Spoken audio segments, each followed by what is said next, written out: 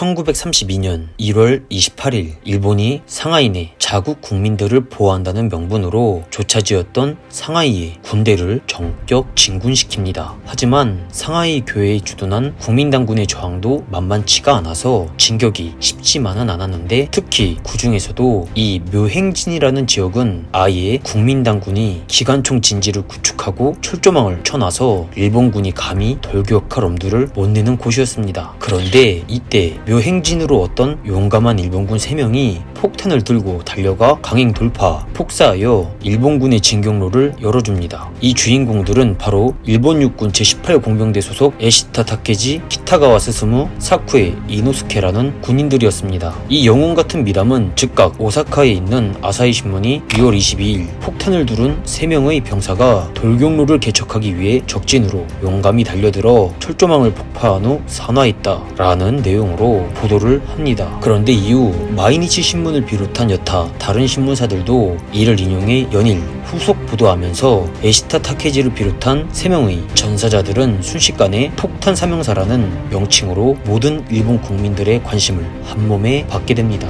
당시 일본 국민들의 열기는 정말 대단했는데, 오사카의 한 남성은 폭탄 사명사의 유가족들을 돕기 위해 흔쾌히 1000엔을 기부하는가 하면 후쿠오카에서도 1000엔을 기부하는 사람이 나타나기 시작합니다. 당시 1000엔이면 지금 일본 화폐 가치로 약 215만엔, 한화 2400만원에 해당되는 거금이었습니다. 이러한 기부 행렬은 재벌에서부터 초등학생까지 범국민적인 모금으로 이어졌는데, 이렇게 하나둘씩 모인 금액만 총 6만 5천엔이 넘어갔다고 합니다. 1930년대 초 일본 노동자 월평균 급여가 50엔이었던 점을 생각한다면 너무나도 큰 액수였죠. 심지어 이 여파는 여기에 그치지 않고 실제 영화화가 되기도 했으며, 일본 정부 내에서는 학교 교과서에도 이들을 다루어야 한다는 의견이 상당히 많았다고 합니다. 또한 일본 곳곳에서 폭탄 사명사를 기리기 위한 동상이 세워지기도 했습니다. 하지만 이 폭탄 사명사에는 숨겨진 반전이 하나 있었습니다. 일본 내무성 문서에 따르면 폭탄 사명사가 전사한 것까지는 맞는데, 신문 보도와 같이 스스로 임무에 용감히 뛰어들어 산화하지는 않았다는 것입니다. 반대로 이들은 상관의 명령에 따라 투입된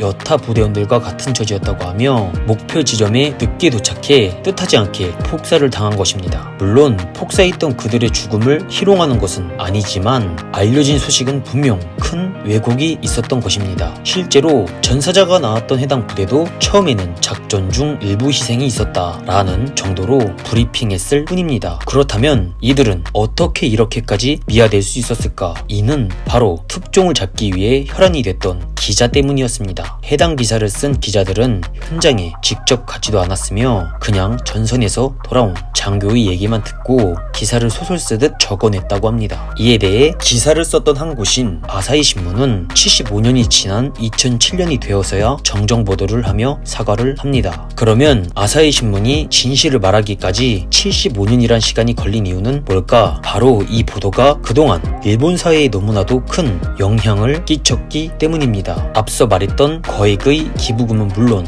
영화에다가 일본 곳곳에 설치된 동상, 맥주 광고 표지의 모델, 그리고 기모노 디자인까지 나왔을 정도니 일본 국민에게 감히 고백을 할 엄두조차 내지 못했던 것입니다. 번외로 폭탄 사명사를 기리는 노래도 나온 바 있는데, 이 노래의 가사를 보면 당시 이들의 죽음이 얼마나 미화가 되었는지 알 수가 있습니다.